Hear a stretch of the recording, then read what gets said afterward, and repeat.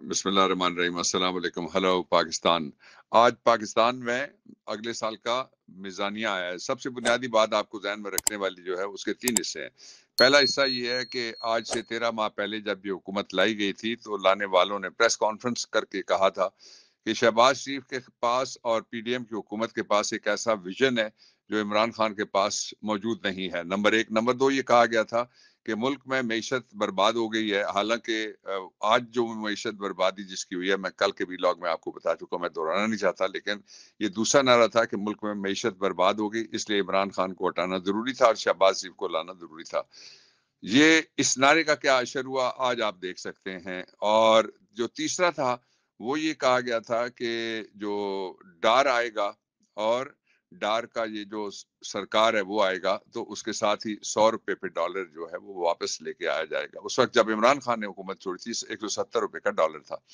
آج یہ باتیں آپ کو یاد دلانا اس لیے ضروری ہے، یہ 3 چیزیں آپ بنیادی ایک پیرامیٹرز ہیں، ان کو ذہن میں رکھ لیجئے کہ جو نیا بجٹ آیا ہے اس بجٹ کا سب سے اہم پہلو یہ ہے کہ یہ بجٹ لانے والی حکومت وہی ہے جو پچھلا بجٹ لے کے آئی تھی۔ یہ بجٹ ویسا ہی ہے جیسا پچھلا بجٹ لایا گیا تھا، اور اس بجٹ کو پیش کرنے والا جس کو سرکاری جہاز میں پہلے انہوں نے اپنی پچھلی حکومت میں بگایا تھا اور اس والی حکومت میں سرکاری جہاز میں اس کو لندن سے بٹھا کے منگوایا تھا، اور درمیان میں یہ شور مچایا تھا، ہم نے نہیں شور مچایا تھا، جو تفتیشی ادارے ہیں انہوں نے کہا تھا کہ منی لانڈر ہے، یہ چور ہے، ٹھگ ہے، پاکستان میں فج فگرز دیے اور پھر ملک سے بھاگ گیا، اس کو گرفتار کیا جائے گا۔ وہ ادارے جب یہ واپس آ گیا، ان کی حکومت آ گئی، تو وہ عدالتوں میں جا کے کھڑے ہوئے، انہوں نے کہا کہ ہم نے بڑی جھک ماری تھی، ہم اس وقت بکواس کر رہے تھے، اب ہم سچ بول رہے ہیں اور اس لیے ان کے مقدمات ہم واپس لیتے ہیں۔ اب یہ پہلا پہلو آپ ذہن میں رکھیے گا کہ یہ بجٹ جو پیش کرنے والی، میں نے آپ کو بتا دیا۔ دوسرا پہلو وہ یہ ہے کہ یہ حکومت، اس کے ٹوٹل 9 ہفتے رہ گئے ہیں، اس حکومت کے ٹوٹل 9 ہفتے ہیں۔ میں نے ایک اڑتی ہوئی خبر یہ بھی سنی ہے کہ ہو سکتا ہے کہ یہ حکومت دسمبر کے پہلے ہفتے میں، دسمبر نہیں، اگست کے پہلے ہفتے میں، پہلے ہفتے میں اس کو توڑ دیا جائے، تاکہ جو اس کے الیکشن کا جو طریقہ کار ہے وہ اپنے قابو میں رکھ کے تو کسی طریقے سے کوئی 2 نمبر جھرلو ٹھپے اور داندلی زدہ کوئی الیکشن منعقد کرایا جائے۔ لیکن اس پہ بعد میں بات کروں گا تفصیل سے۔ تو یہ ارلی گورنمنٹ توڑنے کا ایک جو آپشن ہے وہ موجود ہے تاکہ اس پریشر سے نکلا جائے۔ 9 ہفتے کی حکومت کو یہ کس نے اختیار دیا کہ وہ 36-40 ہفتے آنے والے جو ہیں پاکستان کے، اس کے 23-24 کروڑ لوگوں کے لیے اس کا بجٹ بنائے۔ یہ 9 ہفتے کی حکومت ہے ٹوٹل، ان کو چاہیے تھا کہ ایک 9 ہفتے کا بجٹ بنا کے یہ گھر چلے جاتے، دال فیان ہو جاتے۔ جو اس کا تیسرا پہلو ہے وہ بھی آپ ذہن میں رکھیے گا، یہ بہت کم ہائی لائٹ ہوں گے پہلو جو میں آپ کے سامنے ہائی لائٹ کر رہا ہوں۔ اس بجٹ کا نام کیا رکھا گیا؟ اس بجٹ کا نام وہی ہے جو پچھلے سال والے بجٹ کا نام تھا، کہ یہ وزیر اعظم شہباز شریف ویژن بجٹ۔ آئیے ذرا وہ ویژن تلاش کرتے ہیں ہم۔ 3 ڈینامینیٹرز ہیں ان کے اندر، کہ پہلا ویژن تو یہ کہ کیا پچھلے 1 سال میں کھانے پینے کی چیزوں میں کمی ہوئی؟ کیا پچھلے 1 سال میں مہنگائی میں کمی ہوئی؟ کیا پچھلے 1 سال میں ڈالر کی قیمت میں کمی ہوئی؟ کیا پچھلے 1 سال میں بے روزگاری میں کمی ہوئی؟ کیا پچھلے 1 سال میں جو بیرون ملک ہمارا برین ڈرین ہو رہا ہے، بچے بھاگ رہے ہیں ملک سے اور لوگوں کا ملک سے اعتبار اٹھتا جا رہا ہے، معاشی طور پہ بھی اور سیاسی طور پہ بھی اور ہیومن رائٹس کے حوالے سے خاص طور پہ، اس میں کوئی کمی ہوئی؟ کیا پاکستان میں سیاسی قیدیوں میں کوئی کمی ہوئی؟ کیا پاکستان میں کوئی کسی جگہ پہ کسی ایک شعبے میں بھی کرپشن میں کمی ہوئی؟ اور یہ آپ اضافے کی طرف چل جائیے، کیا پاکستان میں جو ایکسپورٹس ہیں ان میں اضافہ ہو گیا؟ کیا پاکستان میں جو بینکنگ سیکٹر ہے اس میں اضافہ ہو گیا ترقی میں؟ کیا پاکستان میں جو ہاؤسنگ سیکٹر ہے اس میں اضافہ ہو گیا ترقی میں؟ کیا پاکستان کی نوکریاں زیادہ کھل گئیں اور لوگوں کو مزید نوکریاں ملنا شروع ہو گئیں، جس اعتبار سے ملینز کے حساب سے بچے نکل رہے ہیں، ان کو ملینز کے حساب سے نہیں، ہاف ملینز کے حساب سے بھی کوئی نوکریاں ملی ہیں؟ کیا جاب اپرچونٹیز پیدا ہو گئیں؟ کیا انویسٹمنٹ میں اضافہ ہو گیا؟ کیا انٹرنل سیونگز میں اضافہ ہو گیا؟ جہاں سے بھی آپ، جس طرح سے بھی، وہ کہتے ہیں نا اونٹ سے اونٹ تیری کون سی کل سیدھی، جہاں سے آپ دیکھیں گے تو آپ کو ہر طرف ظلم کی، بربادی کی اور معاشی دہشت گردی اور بربریت کی ایک داستان لکھی جو کسی دوسرے ملک میں اس وقت نہیں لکھی جا رہی۔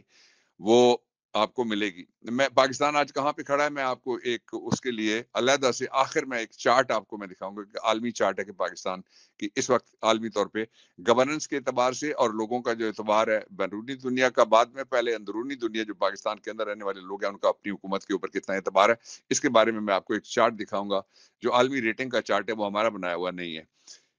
अच्छा, अब एक और चीज जो बहुत जरूरी है, ये मैंने आपके सामने जो चीजें रखी इनमें से वो इजाफा ये है कि इस साल के बजट में उन्होंने कहा है कि जी हम तनख्वाहों में, कुछ हमारे सादा दिल दोस्त हैं वो कहते हैं जी कि ये बड़ी अच्छी बात है कि तनख्वाहों में इजाफा हो गया। एक बड़ी अच्छी बात कितने लोगों के लिए, पाकिस्तान में जो हमारे जितने भी इदारे हैं ब्यूरोक्रेसी समेत और सर्विसेज समेत, वो 2 मिलियन के करीब लोग हैं। यानी 2 million out of what, out of 24 million, यानी 24 मिलियन में से अगर 2 मिलियन को कोई रियायत मिली भी है तो उसका क्या ओवरऑल, उसके जरिए से क्या कीमतें कम आ जाएंगी, उसके जरिए से बाइंग पावर लोगों की बढ़ जाएगी, उसके जरिए से महंगाई में कमी हो जाएगी, उसके जरिए से बिजली के बिल अदा हो सकेंगे, उसके जरिए से गैस की कीमत नीचे आ जाएगी और उसके बिल से ट्रांसपोर्ट सस्ती हो जाएगी, तालीम सस्ती हो जाएगी, इलाज सस्ता हो जाएगा। ये इसको कहते हैं कॉस्मेटिक स्टेप्स, यानी वो के पीछे एक भयानक चेहरा हो, आगे उस पे पहले सुर्ख रंग का चूना मला जाए और फिर व्हाइट रंग का चूना मला जाए, फिर उसमें नीला रंग डाल के मल दिया जाए या पीला रंग डाल के मल दिया जाए। वो काला चेहरा जो ही एक छींटा पड़ेगा उसके ऊपर हालात का, पानी का, बारिश का, कतरे का, तो वो फिर काला हो जाएगा। इसलिए ये कॉस्मेटिक स्टेप्स जो हैं वो इन्होंने लिए हैं। अच्छा, एक और पहलू जो बहुत इंपॉर्टेंट है कि जिन जगहों पे ये कह रहे हैं ना कि हम रियायतें, आप जरा गौर से देखिएगा कि जिन जगह ये रियायतें दे रहे हैं वो इंडस्ट्री किसके पास है। जहां जहां ये रियायत दे रहे हैं, कह रहे हैं जी कि हमने टैक्स फ्री कर देना है, हमने ये कर देना, वो इंडस्ट्रीज, उनका मालिक कौन है?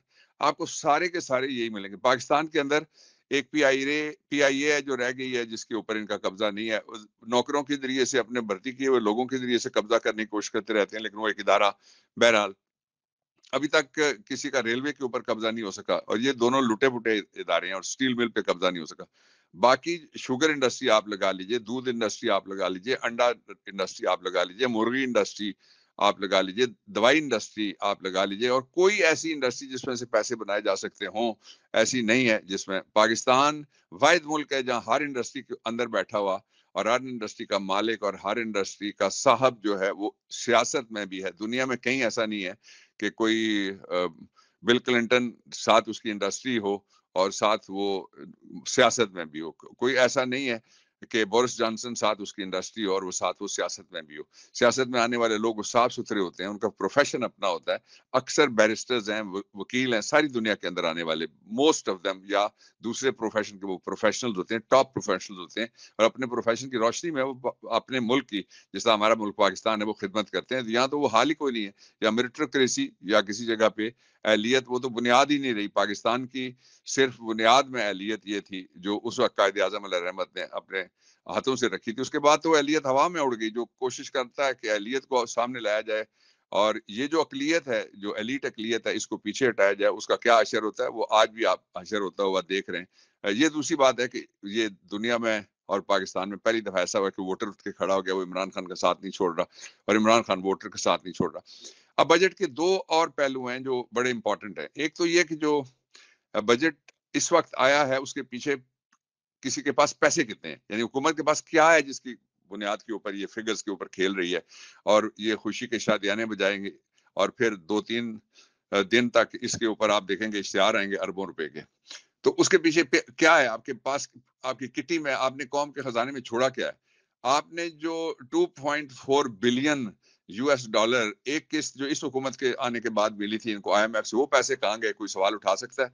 दूसरा ये है कि इनके अपने पैसे कहाँ पड़े हुए हैं, ये कोई सवाल उठा सकता है? तीसरा ये कि पाकिस्तान की जितनी भी अशराफिया, उनके बच्चे, वो खुद हमें कहते रहते हैं कि हम किसी को मैली आंख से आपकी तरफ नहीं देखने देंगे, इंसाफ आपके दरवाजे पे लाके हम रख देंगे। लेकिन जो इनकी रिटायरमेंट होती है तो पता लगता है कि आंख धो के वो बाहर निकल गए, और बाहर जाते हैं तो पता लगता है कि बेगम पहले भी वही थी, बीवी पहले भी वही थी, और अगर जिनकी बीवियां वहां हैं वो बीवियां भी उधर ही रहती हैं। तो इसलिए आखिरी जो और बहुत इंपॉर्टेंट बात बजट पे मेरे कमेंट के अंदर मैं शामिल करना चाहता हूँ, वो बात यह है कि इस बजट से क्या उम्मीद लगाई जा सकती है।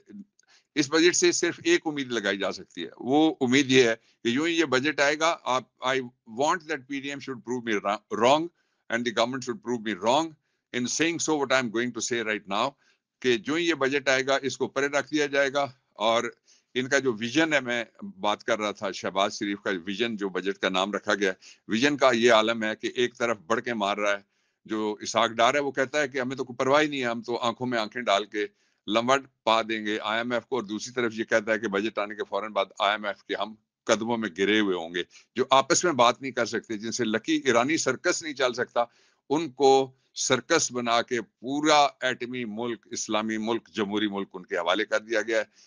یہ کیا بجٹ ہے، کیا ان کی پالیسیاں ہیں، کیا ان کا کریکٹر ہے، کیا ان کی سیاست ہے، کیا یہ ریاست ہے ان کے ہاتھوں میں؟ اللہ رب العزت اس میں سے ہمیں بہت جلد نکالنے والے ہیں۔ پاکستان پائندہ باد۔